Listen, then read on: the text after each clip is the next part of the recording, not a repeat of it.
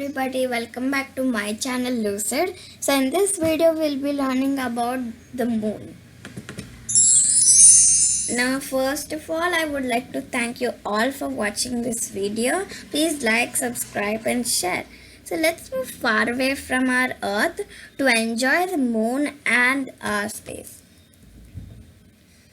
Now I would like to begin a thought. That's one small step for a man, one giant leap for mankind by Neil Armstrong. So Neil Armstrong was the first man to step on the moon. So let's move on. So as we come to the table of contents, we get to learn about the moon first and then the phases of moon, number of moons for each planet and then some extra information.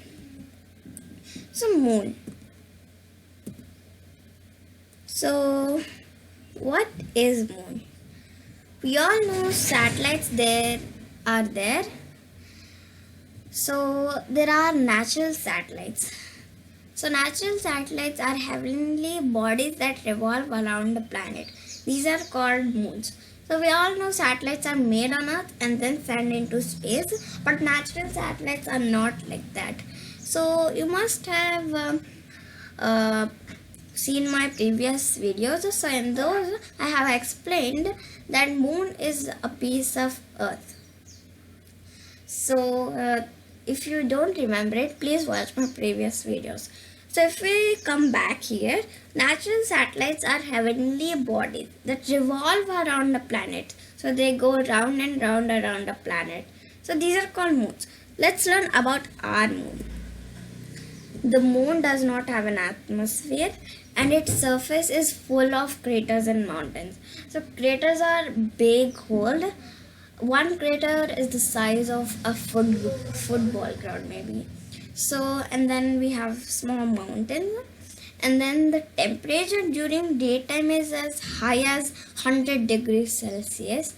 The moon does not have light of its own. It reflects the sunlight that falls on its surface. Thus, it shines. Some planets have more than one moon. For example, Jupiter has 79 moons and Saturn has 53 moons. This is not the exact number, but people think that Jupiter has 79 and Saturn has 53. So we'll learn about the exact count of moons in the next part of the video. So first, before we go to that, let's learn about the moon. So here there's the moon, and now we'll learn about the phases of moon. So this is one phase of the moon, which is the full moon. Now let's move on. So phases of the moon. Phases of the moons are when you see half moon, full moon, crescent moon, and like that. So here they are the names. So if we start from here, first quarter, waxing globulus, full moon, which I showed you this picture. This is the full moon. And waning globulus is where you could see more than the half moon. And then third quarter, which is again a half moon, again waxing crescent. Crescent is really thin like this. So this is the crescent. And then new moon. New moon, you cannot see the new moon because it's really black. And a new moon is where the moon is on the other side of the earth. So waxing crescent, after that you get a small inch look of the moon.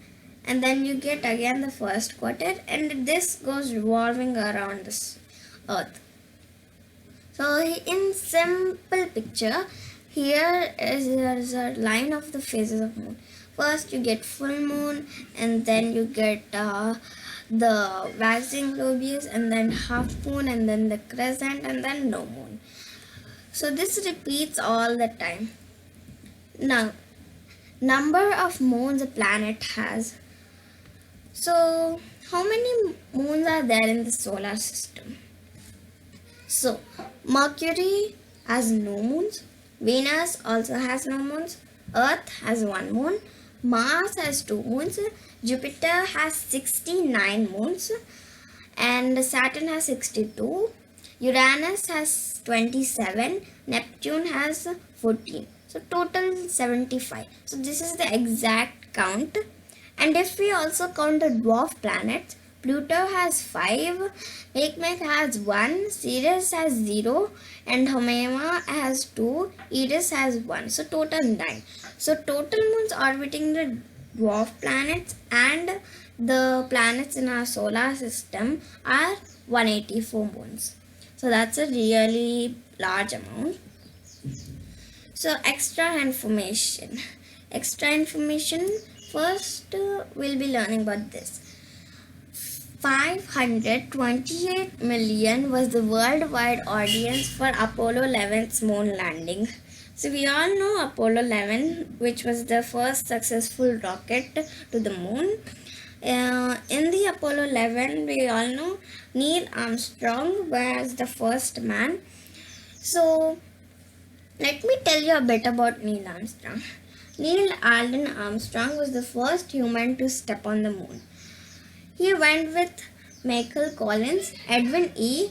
Aldrin Jr. They went on July 16, 1969, 9:32 a.m. on Apollo 11, Saturn V Launch. So now, the special suit. So we all know there's a special space suit which we need to go into space. So without this suit, you cannot go into space or step out into space. So visor assembly. So this is where the space suit starts. So then life support system. This is where you get the oxygen tank.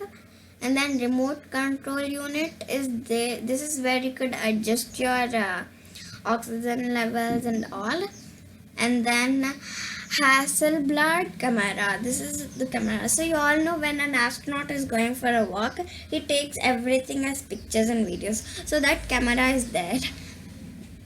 It's fixed here. And then sample correction bag. So astronauts explore things about, like, they find many minerals, rocks, and everything. So they could use that as the sample collection bag. So they could put it in that. Next, class checklist. You could just note things there as your notes. And then lunar overboots. These boots are really special. They can work on any surface. So they make you jump, they make you run, they can do anything. Next, finally, the 21 layer spacesuit.